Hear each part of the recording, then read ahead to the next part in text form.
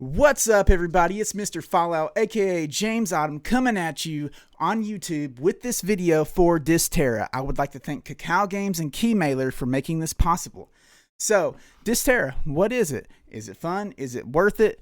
I want to give you that throughout the process of talking about the video. So, what we got going on in the background here is some rough footage from my stream the other night where I tried my initial coverage of Dysterra.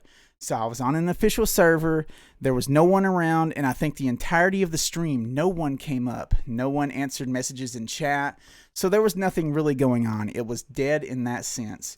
So where does that leave us? Well, the game itself is really cool. We're sent to these different planets. We're trying to gather terracite, which is an essential resource for humanity to survive.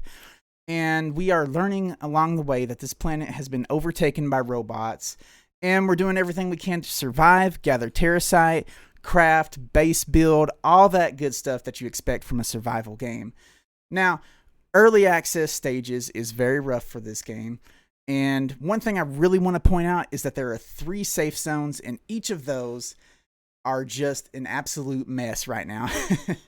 The thing is that they pretty much say that you have a safe zone, you have a medium zone where there's a little bit of threat and a little bit of threat from players and NPCs, and then we have the hard zone, which is just a constant threat and an amalgam of chaos.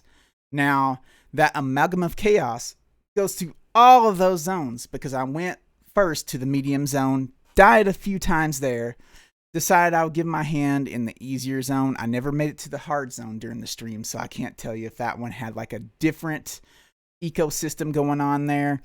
But the enemies were relentless. They constantly followed you around, and they did everything they could in their power to kill you, which is what you expect from an NPC. So all in all, it was just a really big old mess and struggle for me to figure out what I'm gonna do, what's my purpose.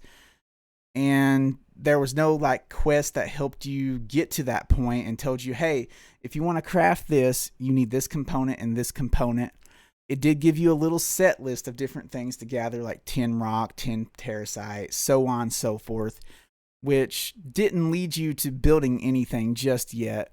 And that progression was really tough because those resources, as you can see in the video right now, are always covered by enemies. So you never had a chance to find most of these things organically without having to go through a fight. And as you can see, I'm about to take a hit while I'm trying to gather those resources, which is a real big bummer. But I think overall that it's in early access. You got to forgive that. You have to, and you have to look forward to what's going to come.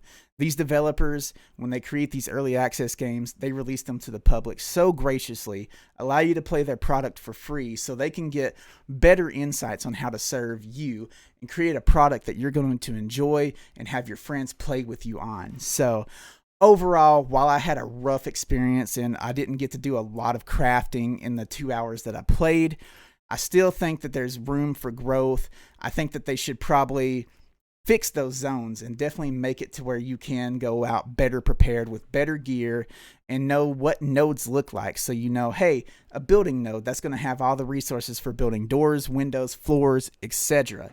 Oh, hey, terracite. Terracite can be used for this, and this, which they never clearly explained, but in my time playing, I never really had a chance to look through all the dialogued messages because I was constantly under attack. And I think there actually needs to be like true safe zones. And I'm hoping that that'll be something that they implement in the future. And once it hits that full beta test for everyone to enjoy, surely there'll be some good content there. There'll be some bug fixes. There'll be some performance things. Because on the performance side of this game was really rough. It kicked my computer's butt constantly. I had to lower the settings. It kind of worked. You'll still see choppy video and different things like that. But I think overall, I'm going to be super forgiving on this and look forward to the next one because I love survival games. I love games like Rust and Ark. And I think this could be on par with those in just a futuristic setting. And it'd be really cool to see where they go with it. But anyways, guys, I'm James Autumn. You can catch me nightly on Twitch at twitch.tv/JamesAutumn. And you may see me playing more Dysterra again soon. So anyways, I'm going to sign off and say goodbye. Much love and have a great night.